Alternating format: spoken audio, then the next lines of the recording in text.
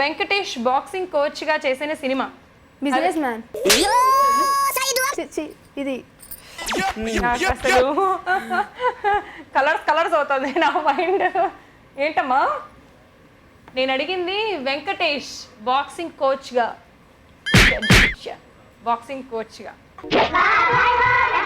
చేసిన సినిమా. రెండు అక్షరాలు. టీచర్స్ ఏమంటారు తెలుగులో? టీచర్. అందుకే నేను ఇంత బాగా ఆన్సర్స్ చెప్పేస్తుంది. మీకు వచ్చా అంత బాగా ఆన్సర్స్ చేయడం?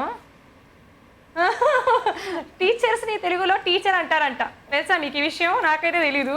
సరే, నిన్ను పట్టేసుకుంటా అనే సాంగ్ ఉంది కదా, విన్నావా అదన్నా ఇప్పుడు?